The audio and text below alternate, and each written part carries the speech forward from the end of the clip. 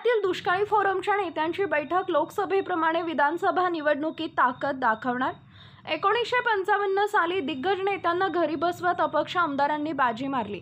दुष्काळी कलंक पुसून टाकण्यासाठी स्वर्गीय आमदार संपतराव देशमुख यांच्या नेतृत्वाखाली एक संघ अपक्षांनी काठावर बहुमत असलेल्या युती सरकारला पाठिंबा देऊन टेंबूसारखी महाकाय योजनेचा पदरात पाडून घेतली। पुढे संपतराव देशमुख यांचं अल्पशा आजारानं निधन झालं आणि त्या रिक्त जागेवरती पृथ्वीराज बाबा देशमुख यांनी अपक्ष निवडणूक लढवत बाजी मारली।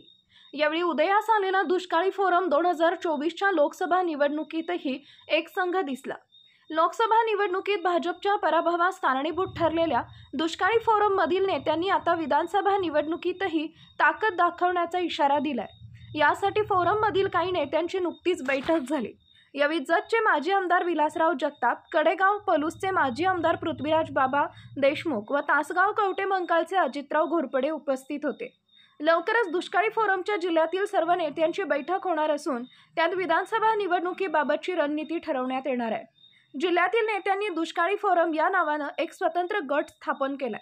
या गटाला उपमुख्यमंत्री अजितदादा पवार यांची सुरुवातीला ताकद मिळत असल्याची चर्चा होती, मात्र या गटातील जवळपास सर्वच नेते एक एक करत मागील काही वर्षात भाजपमध्ये गेले। त्यानंतर हा फोरम शांत होता। मात्र नुकत्याच झालेल्या लोकसभा निवडणुकीत या फोरमनं पुन्हा आपली ताकद दाखवून दिली। भाजपमध्ये असलेल्या या फोरम मधील नेते पक्षात अनेक दिवसांपासून नाराज आहेत। त्यांची नाराजी तत्कालीन खासदार संजय पाटील यांच्या कार्यपद्धतीवर होती। याबाबत त्यांनी पक्षाकडे अनेकदा तक्रारी केल्या। पक्षाच्या बैठकीत जाहीरपणे ही नाराजी बोलून दाखवली, पण या नेत्यांच्या नाराजीची भाजपने दखल घेतली। दुष्काळी फोरमच्या नेत्यांचा वाढता विरोध असून सुद्धा त्यांचा विरोध डावलून संजय पाटील यांना लोकसभेची उमेदवारी भाजपने दिली। त्यामुळे भाजपमधील नाराज नेत्यांनी उघडपणे भाजपच्या विरोधात जाऊन अपक्ष उमेदवाराचा प्रचार केला। परिणामी भाजपला लोकसभेला पराभव पत्करावा लागला। लोकसभा निवडणुकीत विरोधात काम करूनही भाजपनं दुष्काळी फोरम मधील या नेत्यांवर पक्षाच्या वतीनं कारवाई केली नाही। विधानसभा निवडणुकीत त्यांच्या नाराजीचा फटका बसू नये यासाठी भाजप सावध पावले टाकत असतानाच आता या फोरम मधील नेते माजी आमदार विलासराव जगताप, पृथ्वीराज देशमुख व अजितराव घोरपडे यांची नुकतीच बैठक पार पडली।